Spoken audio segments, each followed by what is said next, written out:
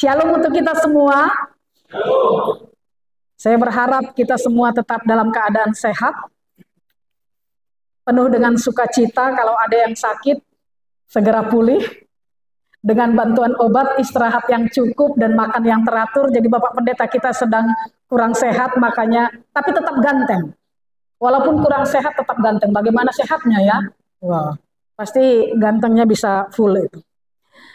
Ibu Bapak, jemaat yang dikasihi oleh Tuhan, kita bersyukur ketika pada hari ini kita dibawakan dengan tema yang terbesar yang melayani.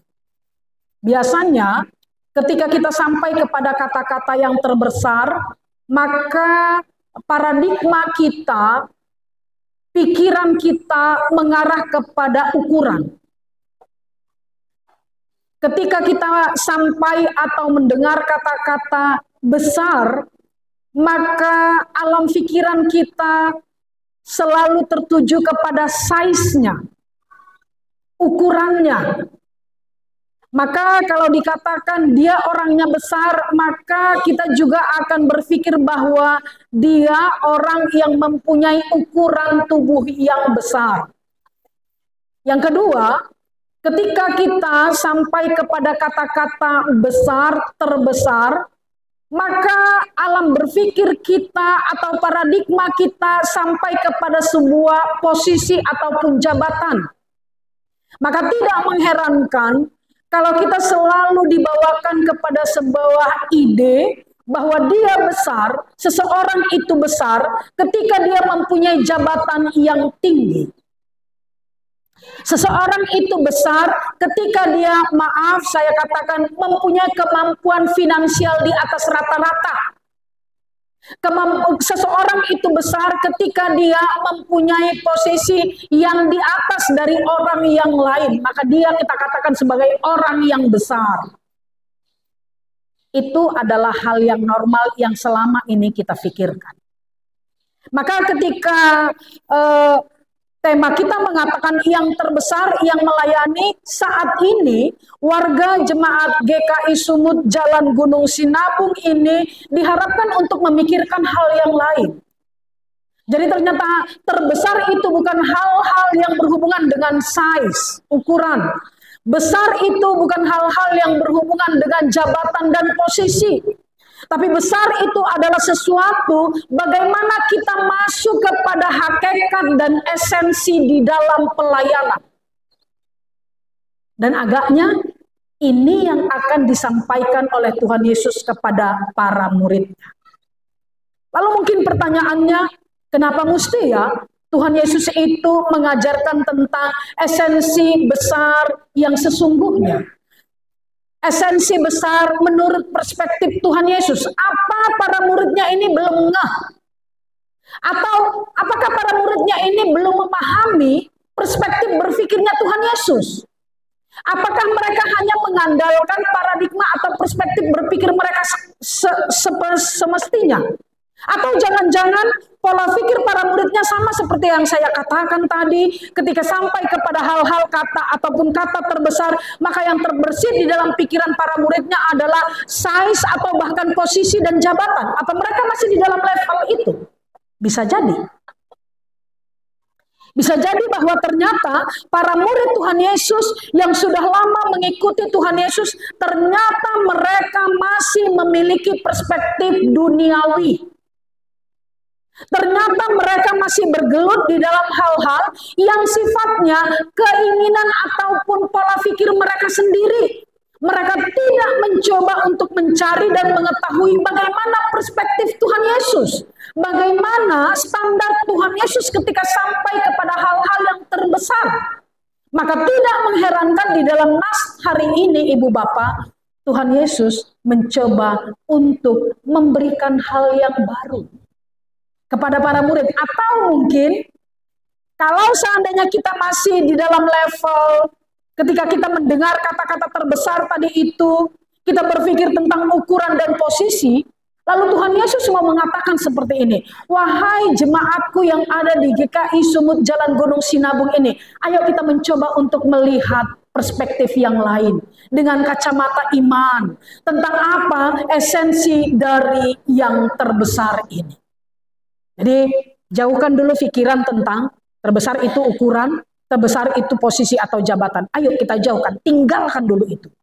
Kenapa? Karena Yesus mau mengajarkan hal yang sebenarnya tentang makna orang yang terbesar. Ibu bapak, jemaat yang dikasihi oleh Tuhan Yesus Kristus, agaknya ini juga merupakan sebuah announcement. Ini juga merupakan sebuah pemberitahuan, informasi, pengumuman tentang bagaimana Yesus itu pada akhirnya. Tentang bagaimana Yesus yang bersama-sama dengan para muridnya, Yesus yang bersama-sama dengan kita pada saat ini, bagaimana dia mengakhiri kehidupannya. Jadi jelas sekali pada ayat yang ke-30 dikatakan, anak manusia akan diserahkan ke dalam tangan manusia. Mereka akan membunuh dia. Dan 3 hari sesudah ia dibunuh, ia akan bangkit. Sebetulnya Yesus kan ingin mengatakan bahwa para muridku, aku guru yang kau katakan guru. Aku yang selalu engkau ikut-ikuti. Aku yang selalu bersama denganmu ke daerah-daerah untuk menyatakan kebenaran firman, melakukan penyembuhan dan mujizat. Tapi aku akan berakhir dengan sebuah tragedi kematian. Sebenarnya mungkin kita berpikir, kenapa mesti itu yang diangkat Tuhan Yesus ya? Justru titik start Tuhan Yesus itu ketika dia ingin mengajarkan siapa yang terbesar, dia mau memulai bahwa kehidupan Yesus sendiri yang selalu diikuti oleh Tuhan Yesus itu ujungnya adalah ketragisan karena dia akan menghadapi kematian dan kematian yang tidak normal. Kenapa? Ya, kita sudah tahu sendiri kisah Tuhan Yesus. Bukan karena sakit dia meninggal. Tapi ketragisan ujung dari kehidupan Tuhan Yesus itu justru awal untuk memperlihatkan bahwa dia adalah besar.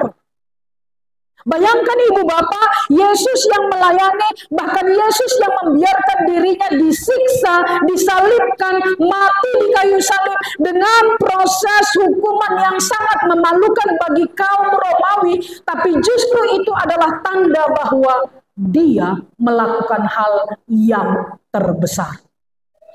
Jadi titik start Tuhan Yesus itu dalam mengajari, dia mengambil kisah hidupnya sendiri untuk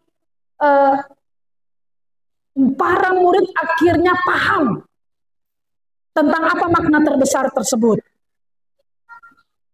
Hal yang terbesar yang dilakukan oleh Tuhan Yesus adalah ketika dia sampai setia hingga akhirnya.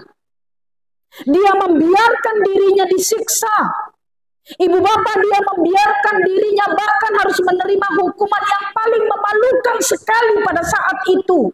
Hukuman disalibkan itu adalah hukuman yang memalukan, tapi itu juga dibiarkan oleh Tuhan Yesus untuk menyatakan kesetiaannya kepada Allahnya, dan itulah poin terbesar. Jadi tidak ada kata aku terbesar kalau aku tidak setia kepada Bapa. Pelajaran pertama yang ingin dikatakan oleh Tuhan Yesus adalah bagaimana dia menjadi orang yang terbesar. Ketika dia paham dan mau juga mampu melakukan sampai kepada titik akhir. Dan ternyata Tuhan juga memperlihatkan kemuliaannya melalui Tuhan Yesus. Allah yang mengutus dia memperlihatkan kemuliaannya ketika pada hari yang ketiga ternyata Tuhan Allah itu membangkitkan Tuhan Yesus. Jadi bagi orang yang setia, bagi orang yang bertahan sampai kepada akhirnya, maka Allah akan bertindak baginya. Dengan sengaja Tuhan Yesus mengangkat kisahnya itu. Dengan sengaja dia mengajarkan dan menggambarkan apa apa yang akan diterimanya di akhir hidupnya kepada para murid. Sehingga murid ini tidak berpikir tentang hal-hal yang enak saja. Jadi terkadang kan kita juga masuk kepada pola berpikir seperti itu. Kita mengatakan bahwa kita mengikut Tuhan Yesus, maka selayaknya kita akan mendapatkan kemudahan-kemudahan di dalam hidup. Mungkin kita akan berpikir bahwa aku adalah umat Kristen yang selalu tidak pernah berhenti di dalam memuji Tuhan. Aku datang ke ibadah, aku datang di dalam ibadah-ibadah komisi dan yang lain sebagainya. Maka tidak layak, tidak wajar kalau aku mendapatkan kesulitan. Mungkin kita membangun pemikiran seperti itu. Tapi Tuhan Yesus mau mengatakan, tidak seperti itu sepenuhnya. Dan itu dialami oleh Tuhan Yesus. Jadi kisah hidup Tuhan Yesus itu adalah pengalaman dan pelajaran bagi para muridnya.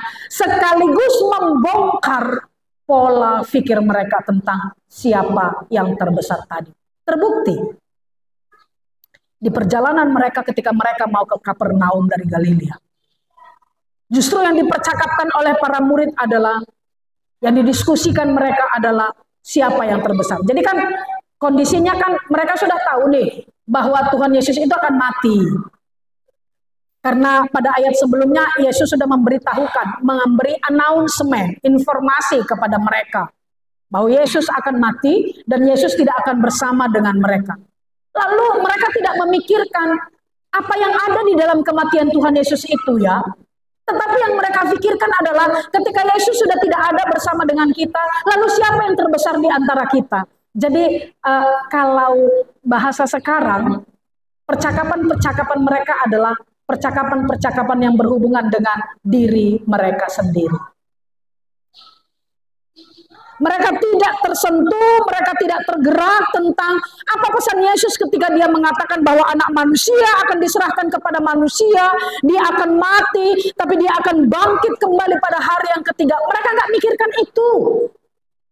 Justru yang menjadi topik percakapan mereka dan diskusi mereka yang hangat adalah, lalu ketika Yesus sudah nggak ada bersama kita, siapa yang menjadi yang terbesar ya? Masih di situ levelnya para murid itu. Masih di situ. Ibu bapak, jemaat yang dikasih oleh Tuhan Yesus Kristus.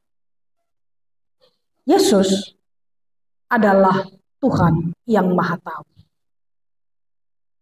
Bahkan dia mengetahui apa yang menjadi main point dari diskusi para murid. Dan inilah jalan kedua yang diambil oleh Tuhan Yesus. Ketika dia tadi sudah mengatakan bahwa gini loh kehidupan anak manusia ini, tapi dia setia sampai akhirnya. Dan Allah menyatakan kemuliaannya bagi Yesus. Lalu yang kedua, ketika juga para murid tidak mengerti, tidak paham dengan tanda itu. Dengan tanda ketika Yesus mengatakan bahwa dia akan diserahkan kepada manusia juga. Lalu Tuhan Yesus beranjak pada apa yang menjadi percakapan mereka. Dan itulah jalan masuk Tuhan Yesus untuk mengajarkan para murid. Menarik ketika dikatakan seperti ini. Ayatnya yang ke-35. Lalu Yesus duduk dan memanggil ke-12 murid itu, katanya kepada mereka, jika seseorang ingin menjadi yang pertama, hendaklah ia menjadi yang terakhir dari semuanya dan melayani dari semuanya. Kata kuncinya adalah melayani. Ketika ingin menjadi yang pertama, ketika ingin menjadi yang terbesar, maka melayani. Melayani bukan hanya sekedar melayani, bahkan ini semakin diperlihatkan oleh Tuhan Yesus ketika dia mengambil seorang anak kecil. Ibu bapak, kenapa harus anak kecil? Mungkin itu pertanyaan kita. Kenapa enggak orang tua? Kenapa enggak kaum muda? Kenapa enggak bapak-bapak seperti itu ya? Karena ternyata tradisi Yahudi bahwa, maaf kalau saya sebut, perempuan dan anak kecil itu sering tidak dianggap. Maka kalau kita mengikuti bagaimana Yesus memberikan mujizat dengan memberi makan 5.000 orang. Sebetulnya angka 5.000 itu kan itu angka untuk para lelaki. Nggak ikut dihitung perempuan dan anak-anak di situ. Jangan kecil hatilah kita. Karena memang seperti itu tradisi mereka. Perempuan dan anak-anak itu sering menjadi kelas kedua. Itulah tradisi mereka. Apa boleh buat? Tapi justru tradisi itu ingin didobrak oleh Tuhan Yesus dengan mengambil seorang anak kecil. Apa pesannya? Kalau tadi dikatakan melayani, tetapi melayani dengan prinsip keadilan. Tidak ada diskriminatif. Jadi kita melayani bukan hanya kepada orang-orang tertentu saja. Kita melayani bukan hanya kepada orang-orang yang katakanlah mempunyai posisi tertentu saja. Tapi apa yang ingin diajarkan oleh Tuhan Yesus adalah ketika dia mengambil seorang anak kecil, dia mau mengatakan ini nih, anak kecil yang selama ini adalah kaum yang tidak diperhitungkan. Tapi ketika kita menerima dia dan melayani dia, maka kita sudah menyatakan kebesaran kita. Sudah memperlihatkan pelayanan yang selanjutnya. Ibu Bapak, awal bulan September ini ada satu sosok yang menjadi viral di tengah-tengah Indonesia. Ketika tokoh tersebut datang ke Jakarta. Lalu kupasan-kupasan tentang sosok tersebut begitu banyaknya. Mungkin kita bisa juga membacanya dari tulisan-tulisan atau dari percakapan-percakapan di media sosial. Bahkan di podcast-podcast pun ada banyak orang yang mengupas tentang sosok tersebut. Bahkan bagaimana sosok tersebut menjadi sesuatu yang sangat populer adalah ketika satu sikap yang dilakukan, pertama sekali pelayanan yang dilakukannya ketika dia telah ditahbiskan menjadi seorang paus pada tahun 2013, lalu yang dilakukannya adalah dia melakukan tradisi pembasuhan kaki kepada para perempuan. Ketika dia juga melakukan tradisi pembasuhan kaki bahkan kepada kaum muslim, ketika dia juga melakukan tradisi pembasuhan kaki ketika dia pergi dan datang ke penjara untuk menyapa orang-orang yang terbelenggu pada saat itu.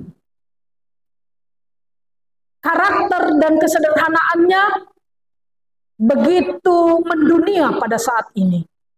Sehingga tidak mengherankan ketika ada sekitar 70.000 orang mengikuti misa suci di GBK pada saat itu. Tanggal 5 September ya. Paus Fransiskus.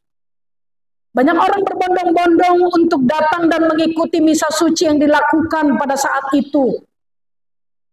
Selain berhadapan dengan orang yang sudah mempertontonkan keteladanan melalui kesederhanaan dan pelayanan secara total, tapi orang-orang juga berpikir bahwa aku ingin bertemu dengan orang besarnya Katolik. Dan kembali, itu bukan karena dia besar dari segi size-nya, ukurannya. Itu bukan dia besar karena posisinya. Tapi dia besar karena dia melakukan hal-hal yang tidak dilakukan sebelumnya. Mari kita bayangkan ketika seorang paus datang, bahkan mencium telapak kaki dari seorang yang masuk pada saat itu di dalam daftar orang yang tidak benar. Mari kita bayangkan seorang paus akhirnya datang ke penjara untuk menyatakan pelayanannya kepada orang-orang yang pada saat itu dianggap sebagai sampah masyarakat. Mari kita bayangkan ketika seorang paus datang kepada umat muslim untuk membasuh kakinya. Ketika mata dunia mengatakan bahwa muslim berbeda dari kita. Tapi dia melakukan pelayanan yang besar. Saya pikir kedatangannya justru mengubah pola pikir kita. Paradigma kita mulai sedikit tercerahkan. Bahwa di dalam pelayanan, ayolah melayani dengan sepenuhnya. Bahwa siapa yang akan kita layani kepada semua orang. Siapa yang akan kita layani, siapapun itu yang membutuhkan pelayanan kita. Kalau tadi saya mengatakan, gak usahlah kita melayani secara sektoral.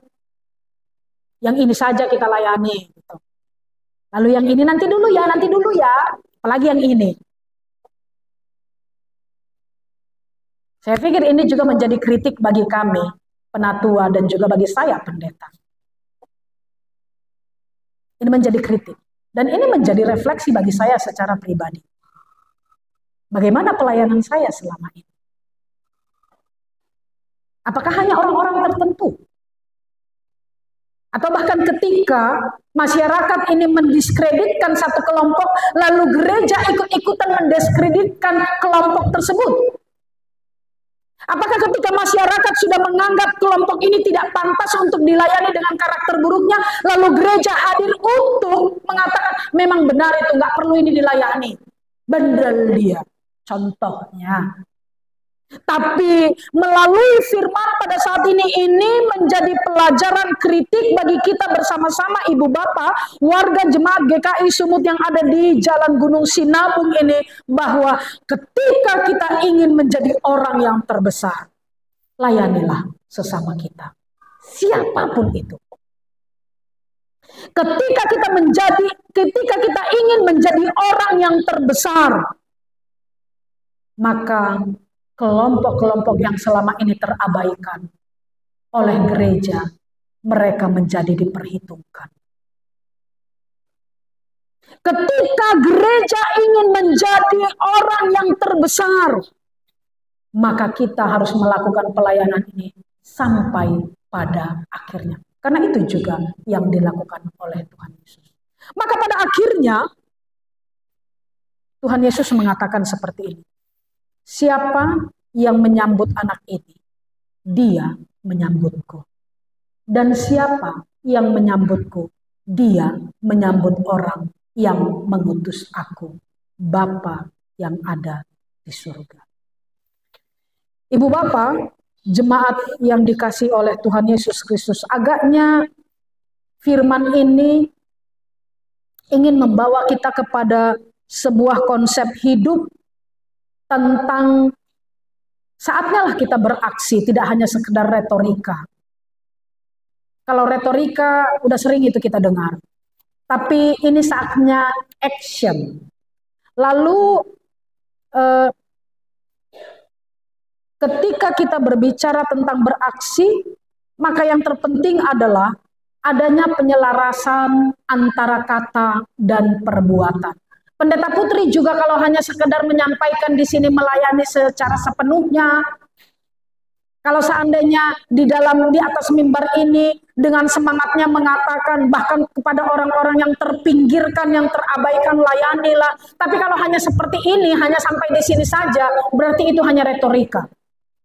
Nanti ibu bapak bisa bilang, Pendeta Putri hanya retorika.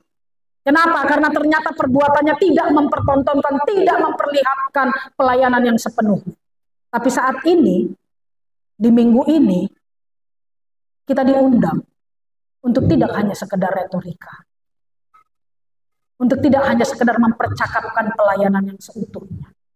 Tapi kita diberangkatkan oleh firman ini dengan penyelarasan antara kata dan perbuatan. Antara hati dan mulut. Sehingga nyambung apa yang dikatakan dengan apa yang dilakukan. Enggak mulut mengatakan ini, hati mengatakan ini, enggak gitu. Tapi ada keselarasan antara kata dan perbuatan antara hati dan mulut. Lalu Aristoteles mengatakan seperti ini. Saya ada kutipan begini. Dikatakannya seperti ini. Mendidik pikiran tanpa mendidik hati bukanlah pendidikan yang sebenarnya. Mendidik pikiran tanpa mendidik hati bukanlah pendidikan yang sebenarnya. Itu apa yang mau dikatakan oleh Aristoteles. Ayo nggak hanya sampai di sini saja, tapi menyentuhlah ke sini. Ketika kehidupan kita digerakkan oleh hati, maka kita mampu melayani sepenuhnya dan seutuhnya. Maka selamat bergerak. Selamat tidak hanya berbicara dan tidak hanya dalam level retorika, tetapi selamat bergerak dan beraksi. Ada banyak orang yang ingin dilayani. Ada banyak situasi di mana kita memungkinkan untuk masuk ke dalamnya, menyatakan pelayanan kita, sehingga akhirnya kitalah yang terbesar di hadapan Tuhan. Karena kita mampu menyatakan panggilan kita, kesetiaan kita di sepanjang hidup kita. Tuhan memberkati, kita berdoa.